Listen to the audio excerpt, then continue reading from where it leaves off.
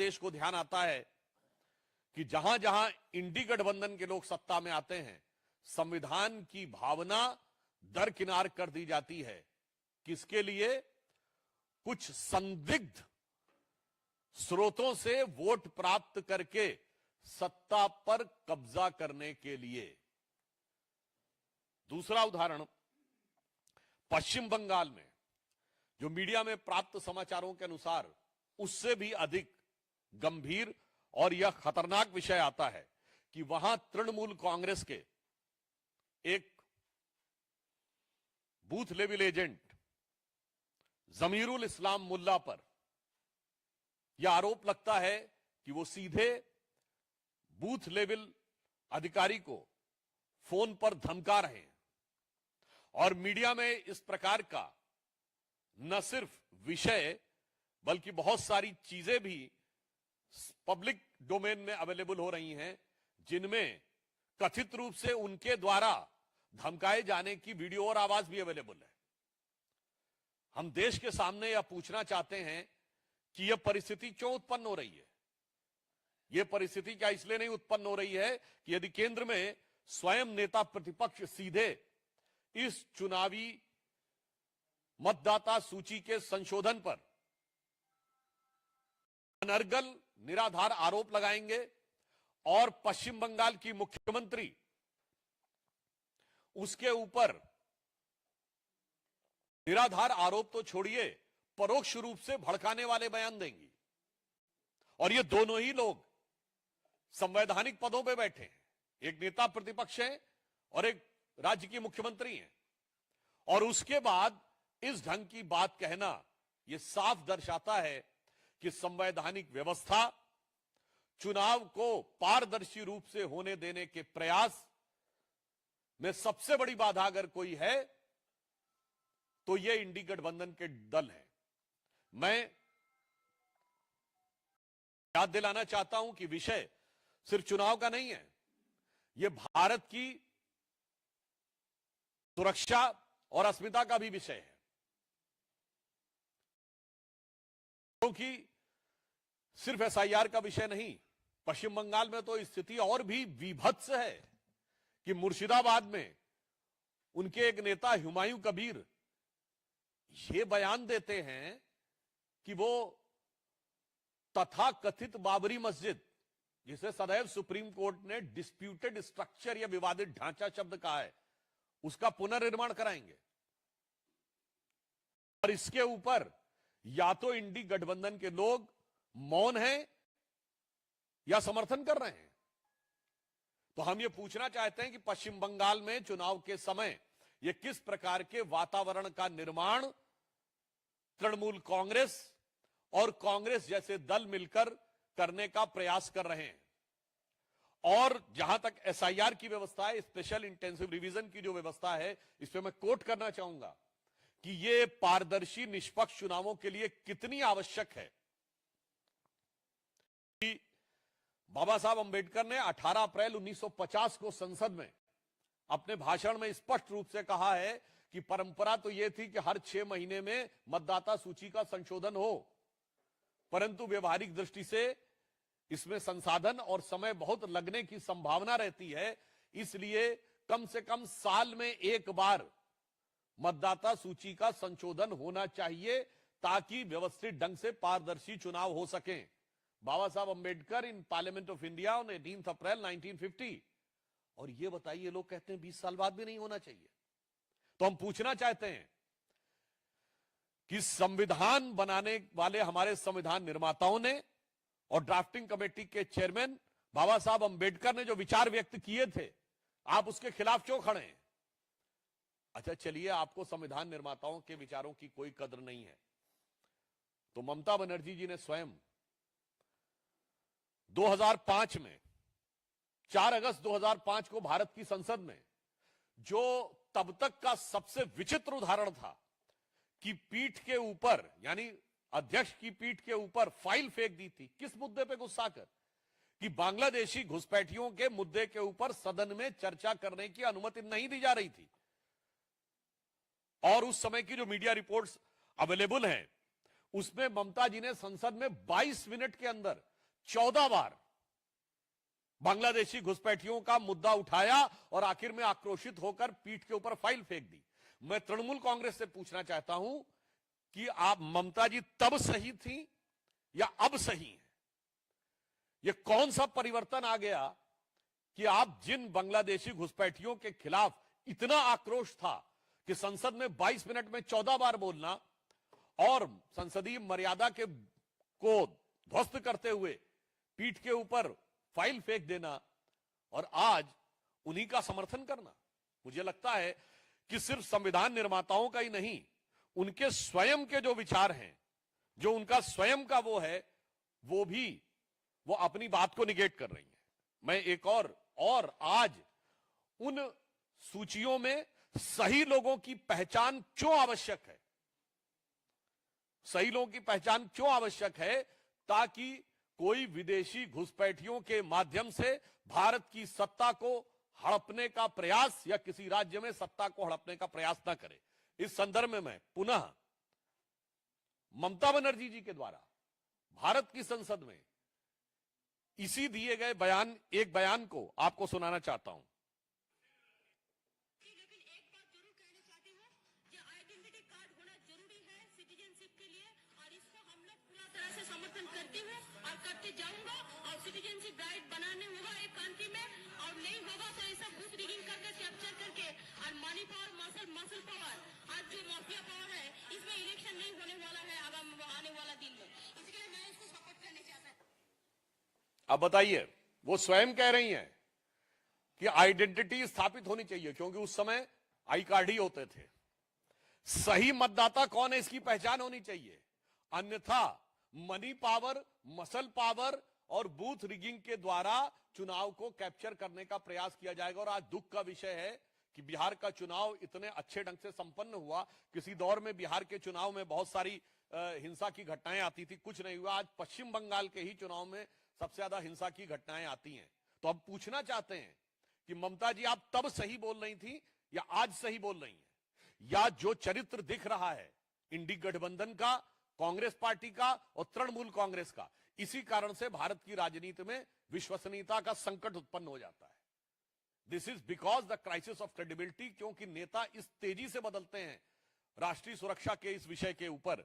मैं याद दिलाना चाहता हूं कि 2005-6 में जिस दरमियान ये बयान दिया है ममता जी ने, उस समय असम के गवर्नर ने एक जगह पर यह बोला था कि तकरीबन 5000 लोग प्रतिदिन आते हैं। एक वो दौर था, और आज सब मीडिया में देख रहे हैं कि बांग्लादेश की तरफ जाने वालों की कतार लगी हुई है। इतना बड़ा बदलाव नहीं दिखता। ये भारतीय जनता पार्टी और प्रधानमंत्री श्री नरेंद्र मोदी जी के नेतृत्व में एनडीए का गठबंधन है, जो अपने विचारों पर सदा सर्वदा अडिग है। और एक वो है जिनके लिए क्या कहा जाए कि देख तेरे संसार की हालत क्या हो गई भगवान, कितना बदल गया इंसान। मुझे लगता है कि जब आप ममता जी और कांग्रेस के पूर्व के बयान और आज के बयान को कंपेयर करते हैं, तो यह अपने आप में बहुत चिंताजनक और गंभीर संकेत दिखाई पड़ता है। इसलिए हम साफ कहना चाहते हैं कि संवैधानिक प्रक्रिया को बाधित करने का, संवैधानिक प्रक्रिया को प्रभावित करने का, और स्पष्ट शब्दों में कहें तो घुसपैठिए संदिग्ध वोटरों के माध्यम से सत्ता को हड़पने का यह जो षड्यंत्र चल रहा है, कहीं ना कहीं इस प्रकार के दल उनका समर्थन करते हुए नजर आ रहे हैं। और देश की प्रबुद्ध जनता इन सारे विषयों को देख रही है, और इसका माकूल जवाब देना सिर्फ इसलिए जरूरी नहीं है कि चुनावी हार जीत, माकूल जवाब यह है कि यह देश के भविष्य के लिए एक चुनौती है। अन्यथा मुझे लगता है कि पश्चिम बंगाल के सत्ताधारी दलों में वही चीज नजर आ रही है जो आज से 200 साल पहले मीर जाफर के अंदर नजर आई थी। यह मीर जाफरी सोच है कि बाहर से लोग आएंगे और बाहर वाले लोगों के सहयोग से हम अपनी सत्ता पा जाएंगे। पर याद रखना चाहिए, मीर जाफर को भी सत्ता नहीं मिली थी। याद रखना चाहिए, जयचंद को भी सत्ता नहीं मिली थी। याद रखना चाहिए, अलेक्जेंडर का साथ देने वाले आम्भी को भी सत्ता नहीं मिली थी। तो किसी को गलतफहमी नहीं, यह विषय भारत की राष्ट्रीय सुरक्षा से भी जुड़ा हुआ है। और मैं साफ पूछना चाहता हूं कांग्रेस पार्टी से, संविधान इस प्रक्रिया के द्वारा खतरे में है कि नहीं? जब सीधे आतंकित करने का प्रयास, सीधे धमकी देने का प्रयास, बंधक बनाने का प्रयास, धमकाने का प्रयास किया जा रहा है, यह भारतीय लोकतंत्र के लिए बहुत बड़ी चुनौती है। और मैं अंत में यह कहना चाहता हूं कि यह क्यों हो रहा है, इसके लिए भी समझना चाहिए। माननीय प्रधानमंत्री जी ने बिहार के चुनाव के उपरांत जो अपना उद्बोधन दिया था, उन्होंने कहा था कि कांग्रेस पार्टी मुस्लिम लीगी माओवादी कांग्रेस में तब्दील हो गई है। अर्थात अब उनका लक्ष्य, ऐसा प्रतीत होता है, प्रजातांत्रिक प्रक्रिया के द्वारा चुनने में और चुनाव जीतने में समाप्त हो रहा है, क्योंकि उन्हें साफ दिखाई पड़ गया है कि उनके साथ वो चुनाव नहीं जीत सकते। भाई मैं एक सिंपल सी बात आपसे कहना चाहूंगा, वो कहते वोट चोरी हो गई। भाई साहब 2010 में कांग्रेस की 4 सीटें आई थी, 6% वोट था और 231 पे जमानत जब्त हुई थी। भैया तुम्हारे पास था क्या जो चोरी हो रहा है? बड़ी तर्कसंगत बात है। भाई था तुम्हारे पास। अब वैसे तो मैं 1990 से लेकर 2015 तक सारा गिना सकता हूं कि उनके पास कितना था। इसे कहते हैं भ्रामक दुष्प्रचार करना।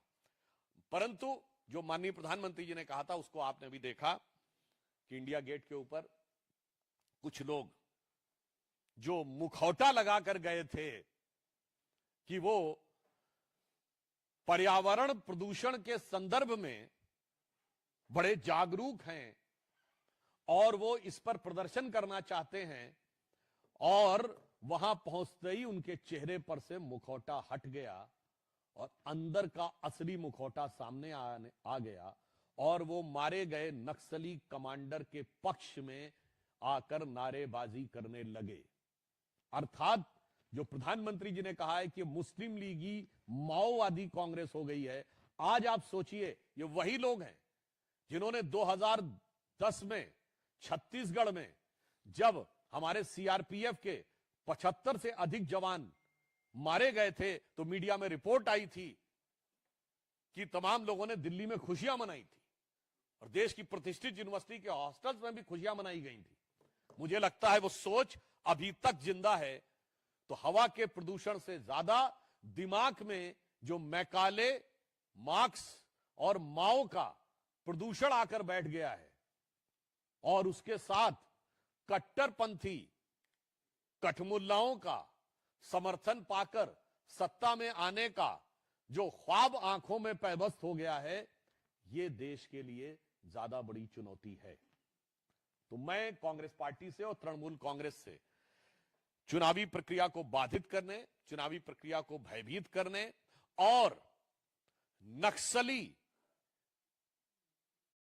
कमांडर के बारे में दिए गए आपत्तिजनक बयान पर मौन समर्थन करने के बारे में स्पष्ट और मुखर जवाब चाहता हूं। धन्यवाद। कोई प्रश्न हो तो सादर आमंत्रित। सर टीएमसी सर ये पूछती है कि 11 साल से आप लोग सरकार है, फिर बांग्लादेशी रोहिंग्या कैसे आ गए? बहुत साफ बात है कि यह आज का विषय नहीं है। 2005-6 में तत्कालीन गृह राज्य मंत्री श्री प्रकाश जायसवाल जी ने संसद के पटल पर बोला था कि 2.5 से 3 करोड़ बांग्लादेशी घुसपैठिए उस समय आ गए। ये उस समय का दिया गया बयान है। बाद में पार्टी ने दबाव बनाया, नायकों उन्होंने उसको विड्रॉ में से एक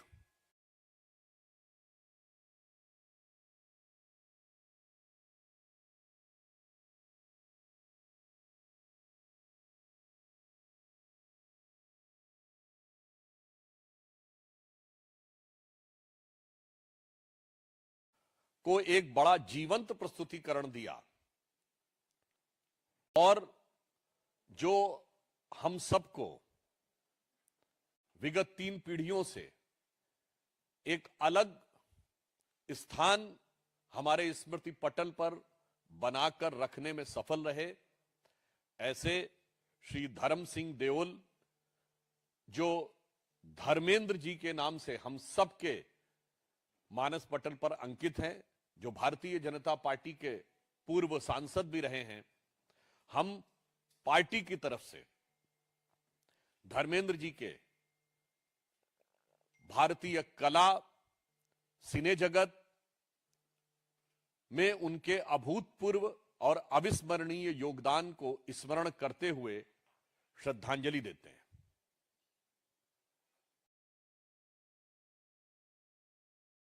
मित्रों, इस अवसर पर एक और गंभीर विषय जो स्वतः ही पूरे देश का ध्यान आकर्षित कर रहा है, स्वतंत्र, निष्पक्ष, पारदर्शी प्रक्रिया के द्वारा चुनावों को संपन्न कराने के प्रयास को लेकर जिस प्रकार का निंदनीय प्रयास और घातक आघात कुछ इंडी गठबंधन के राज्यों द्वारा किया जा रहा है, वो बहुत चिंता का विषय है। मीडिया में प्राप्त समाचारों के अनुसार झारखंड के एक मंत्री इरफान अंसारी यह पब्लिकली बोलते हैं कि यदि कोई बूथ लेवल ऑफिसर अर्थात चुनाव आयोग के द्वारा नियुक्त कोई बूथ लेवल अधिकारी यदि केवल तुमसे जानकारी लेने के लिए आए तो उसे बंधक बना लो। मैं पूरी विनम्रता से और दृढ़ता से और कष्ट के साथ पूछना चाहता हूं इंडी गठबंधन वालों से, यह लोकतंत्र को बंधक बनाने का निंदनीय प्रयास है या नहीं? खुलेआम आपके नेता इस ढंग का आह्वान करेंगे जैसा इरफान अंसारी ने किया कि कोई केवल पूछताछ के लिए आए तो उसको बंधक बना लो? संविधान